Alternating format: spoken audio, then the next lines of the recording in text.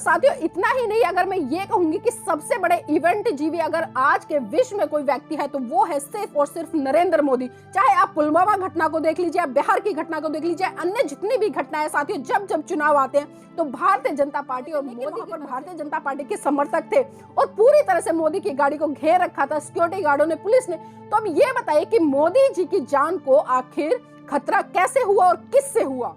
और उसमें बसपा सुप्रीमो बहन कुमारी मायावती जी गई थी, सिर्फ मात्र साथियों 3 गाड़ियां थी उनके साथ में। आप सोच सकते हैं सिर्फ 3 गाड़ियां पर, और सिर्फ भारतीय जनता पार्टी को अपना चुनावी प्रचार करना था।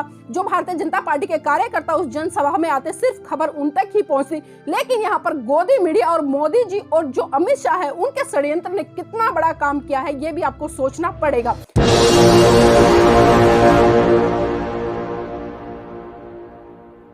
जय भीम, नमो बुद्धाय। आप देख रहे हैं एनबी न्यूज 24/7 नीलम बोध के साथ। साथियों, सियासत को गरमाना हर किसी के बस की बात नहीं होती। अगर सियासत को गरमाना सीखना है तो आप सीखे नरेंद्र मोदी जी से। जी हाँ, हमारे देश के माननीय प्रधानमंत्री नरेंद्र मोदी जी इस काम को करने में माहिर हैं। अगर नंबर में मैं उनकी गिनती करूं तो वो पहले नंबर पर आते हैं। साथियों, ये पहली घटना नहीं है जब नरेंद्र मोदी जी ने इस तरह का व्यवहार किया हो। इससे पहले भी बहुत सारी घटनाएं ऐसी घटी हैं और खासकर यहाँ पर मैं गोदी मीडिया का धन्यवाद देना चाहूंगी जो रात दिन मोदी का जाप जपती रहती है और उसके मुख से एक बार भी जो विशेष कर पे जो देश के सही मुद्दे होते हैं या जनता की आवाज होती है उनको उठाने का काम नहीं किया जाता, बल्कि लगातार 24 घंटे सिर्फ एक ही अलाप जपने का काम गोदी मीडिया को रह गया, सिर्फ मोदी और मोदी। साथ ही जिस तरह से कल पंजाब में नरेंद्र मोदी की रैली रद्द नहीं हुई है, आप ध्यान से सुनिएगा, रैली रद्द नहीं हुई है बल्कि एक साजिश के तहत रैली को रद्द कराया गया। और उसका बहुत बड़ा कारण ये था कि जहां पर 70,000 कुर्सियां बिछाई गई थी वहां पर मात्र 700-800 की ही भीड़ पहुंची। तो आप देख सकते हैं कि किस तरह से भारतीय जनता पार्टी से आम जनता का मोह भंग होता नजर आ रहा है।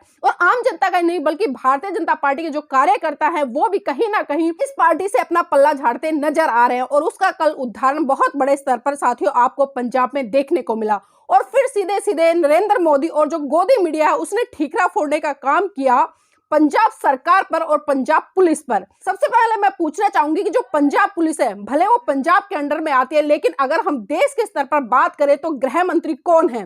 साथियों, आप सबको पता है कि गृह मंत्री माननीय अमित शाह जी हैं, जिनके इशारे पर पुलिस प्रशासन काम करता है। और जिस पुलिस प्रशासन पर भी ठीकरा फोड़ने का काम कल माननीय नरेंद्र मोदी जी ने किया है वो भी किसी से छुपा नहीं है। साथियों, जब नरेंद्र मोदी जी खुद अपनी व्यवस्था बनाते हैं और किसी को सूचना भी नहीं देते, और जो माननीय मुख्यमंत्री जी हैं पंजाब के चिन्नी जी, उनके पास में जिस तरह से पूरा रोड मैप पहुंचा था नरेंद्र मोदी जी की रैली का और प्रोटोकॉल के तहत जो परफॉर्मा पंजाब सरकार को मिला था, उसमें कहीं भी जो शहीदों की समाधियां हैं उन पर जाने का जिक्र नहीं किया गया था। और जो भी घटनाक्रम यहाँ पर रचा गया कि किस तरह से माननीय नरेंद्र मोदी जी पंजाब में पहुंचते हैं और फिर उसके बाद खुद अपना कारवा लेकर कारों से निकलते हैं। साथ ही जिस तरह से रोड मैप तैयार किया गया था वो रोड मैप फॉलो ना कर बल्कि उसके विपरीत रोड मैप फॉलो किया गया, तो इस तरह की घटनाएं लाजमी थी।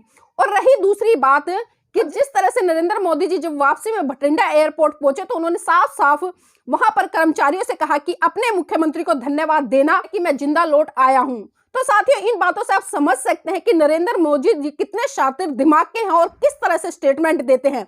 और मैं यहाँ पर अवगत कराना चाहूंगी कि आज नरेंद्र मोदी जी ने जिस तरह से अपनी जान का हवाला देते हुए कि मेरी जान को खतरा था और पुलिस प्रशासन और जो पंजाब सरकार थी कहीं ना कहीं उनकी मिली भगत थी। तो साथियों, ये पहली बार नहीं हुआ कि जब नरेंद्र मोदी जी ने इस तरह के आरोप और प्रत्यारोप लगाए हों। साथियों, इससे पहले भी कई बार नरेंद्र मोदी जी ने इस तरह की हरकतें की हैं। और अभी आपने देखा होगा कि जिस तरह से हापुड़ में उत्तर प्रदेश में भारतीय जनता पार्टी की जनसभा थी वहां पर भी कुछ इस तरह का नजारा आपको देखने को मिला कि कुर्सियां खाली पड़ी थी और जिस तरह से बड़े बड़े होर्डिंग जो कि लाखों की संख्या में लगाए गए थे और लाखों करोड़ों रुपए उन पर खर्च किया गया था, जब आम जनता रुष्ट हुई और वो उन सारे डंडों को उखाड़ कर ले जा रही थी तो कुछ मीडिया कर्मियों ने उनसे पूछा कि आप इन होर्डिंग और पोस्टर बैनर को उखाड़ कर और जो इनके डंडे लगे उनको क्यों लेकर जा रहे? तो उन्होंने कहा कि जिस तरह से मोदी सरकार ने हमारा शोषण किया है और जो सिलेंडर हमें इनकी सरकार से पहले 400-450 रुपए में मिलता था, आज वही सिलेंडर हमें 995 रुपए में मिल रहा है। तो आज जो हमारे घर की अर्थव्यवस्था वो बिल्कुल बिगड़ी हुई है। तो जो यहाँ से हम लकड़ियां ले जा रहे हैं उससे हम अपने चूल्हे को जलाने का काम करेंगे। तो आप देख सकते हैं कि आम जनता में आज भारतीय जनता पार्टी के प्रति कितना भारी आक्रोश है। और साथ ही जिस तरह से मोदी जी लगातार पंजाब के मुख्यमंत्री जी पर आरोप लगा रहे हैं और पंजाब पुलिस पर आरोप लगा रहे हैं, वो आरोप बिल्कुल उनके निराधार है। क्योंकि साथियों ये सिर्फ एक राजनीतिक स्टंट है, क्योंकि हमने अच्छी तरह से देखा है कि जिस तरह से उस कार्यक्रम की वीडियो वायरल हो रही है, जिस तरह से वहां की तस्वीरें वायरल हो रही है, वहां पर हजारों की संख्या में कुर्सियां बिछी हुई हैं, लेकिन सारी की सारी कुर्सियां खाली पड़ी हैं। तो इससे आप अनुमान लगा सकते हैं कि जहां पर सिर्फ भारतीय जनता पार्टी को अपना चुनावी प्रचार करना था, जो भारतीय जनता पार्टी के कार्यकर्ता उस जनसभा में आते सिर्फ खबर उन तक ही पहुंचती, लेकिन यहां पर गोदी मीडिया और मोदी जी और जो अमित शाह है उनके षड्यंत्र ने कितना बड़ा काम किया है ये भी आपको सोचना पड़ेगा। साथ ही जितने बड़े स्तर पर इस रैली को रद्द किया गया और उसका पूरा ठीकरा जो पंजाब पुलिस है और पंजाब के मुख्यमंत्री है चिन्नी जी उन पर फोड़ने का काम किया गया। और इस घटना से साथियों इन्होंने बहुत बड़े स्तर पर पब्लिसिटी हासिल की है। आज चाहे हम गोदी मीडिया की बात करें, सोशल मीडिया की बात करें, अन्य किसी भी मीडिया की बात करें, तो आज हम देख रहे हैं कि हर मीडिया पर सिर्फ और सिर्फ नरेंद्र मोदी जी की बात हो रही है। और यहां तक कि मैंने कुछ दोगली मीडिया जो कि गोदी मीडिया है उनको देखा है कि पूरे विश्व में आज मोदी जी की एक तरह से चर्चाएं हो रही है। किस तरह से जो पंजाब पुलिस है या पंजाब के जो मुख्यमंत्री है उन्होंने जान लेने का प्रयास किया है। तो साथियों ये पहली बार नहीं है, इससे पहले भी बहुत बड़े बड़े नेता इस तरह की जनसभाओं में गए हैं और जनसभाओं को संबोधित किया है। और मैं आपको अवगत कराना चाहूंगी साथियों, आज से 4-5 साल पहले जिस तरह सहारनपुर घटना का कांड हुआ था और उसमें बसपा सुप्रीमो बहन कुमारी मायावती जी गई थी, सिर्फ मात्र साथियों 3 गाड़ियां थी उनके साथ में। आप सोच सकते हैं सिर्फ 3 गाड़ियां, और किस तरह से जो वहां पर पुलिस प्रशासन है उसने व्यवस्था को बनाने का भरसक प्रयास किया। लेकिन जो बहन जी के समर्थक थे उन्होंने हर जगह स्वागत का पॉइंट बनाया हुआ था, लेकिन बहन जी के मन में जो पीड़ा थी सहारनपुर कांड को लेकर और वो वहां तक पहुंची और परिवार वालों से मिली, लेकिन किसी भी तरह से उन्होंने ये आरोप प्रत्यारोप नहीं लगाया कि पुलिस प्रशासन की तरफ से कोई अनदेखी की गई या मेरी जान पर हमला हुआ या मेरी जान को खतरा है। इसी तरह से साथियों अभी पिछले दिनों में एक वीडियो आपने देखा होगा सोशल मीडिया पर वायरल हुआ था प्रियंका गांधी का, कि किस तरह से पुलिस ने घेरा था, लेकिन उन्होंने भी इस चीज को लेकर किसी भी तरह की आपत्ति नहीं जताई थी और ना ही किसी तरह का एलिगेशन लगाया था। और कुछ दिन पहले आपने राहुल गांधी की भी एक वीडियो देखी होगी, जिस तरह से राहुल गांधी का कॉलर पकड़कर पुलिस वालों ने साइड में धकेलने का काम किया था, लेकिन उन्होंने भी ये आरोप प्रत्यारोप नहीं लगाया कि मेरी जान को खतरा है, मुझे जान से मारने की साजिश की गई है। साथियों इस तरह की साजिश रचने में भारतीय जनता पार्टी और उसके जो मुखिया है माननीय नरेंद्र मोदी जी वो बहुत ही सफल है। और आप देखते हैं कि समय समय पर किस तरह के षड्यंत्र ये रचते हैं। जितने बड़े स्तर पर ये प्रचार इस रैली का करना चाहते थे उससे कहीं लाख गुना करोड़ गुना इन्होंने इस स्टंट को खेलकर प्रचार कर दिया है। और क्योंकि आज हर कोई व्यक्ति सिर्फ इस मुद्दे पर चर्चा करता नजर आ, लेकिन जो बुद्धिजीवी लोग हैं वो भी इन चीजों के पीछे बहुत बड़े स्तर पर आकलन कर रहे हैं और दोनों पक्षों को अलग अलग करके देख रहे हैं और दूध का दूध पानी का पानी कर रहे हैं। साथियों अब जिस तरह से भारतीय जनता पार्टी या भारतीय जनता पार्टी के जितने भी नेता हैं वो बौखलाए हुए हैं, क्योंकि वो साफ साफ जानते हैं कि आज जनता हमारे जो तानाशाही है उससे दुखी हो गई है और कहीं ना कहीं आज आम जनता के मन में एक पीड़ा है और खासकर बदला लेने के लिए तरह से किसान आंदोलन चला और उसमें साथियों कम से कम 700-800 किसान शहीद हुए, वो भी तो किसी के घर के बेटे थे और उन्होंने भी सरकार से गुहार लगाई थी। लेकिन जिस तरह से आज किसानों ने भी मुंह तोड़ जवाब दिया और खासकर नरेंद्र मोदी के गाल पे एक तमाचा जड़ने का काम किया है कि जब हमारे 700 किसान शहीद हुए तो तब आपके मन में पीड़ा क्यों नहीं हुई, और सिर्फ मात्र आपकी जनसभा में लोग नहीं आते हैं और आप उसको किस तरह से एक पब्लिसिटी स्टंट बना डालते हैं और किस तरह से जो पंजाब है, पंजाब के मुख्यमंत्री और वहां की पुलिस को दोषी ठहराते नजर आते हैं। तो आप साफ साफ देख सकते हैं कि ये लोग कितनी शातिर मानसिकता के हैं।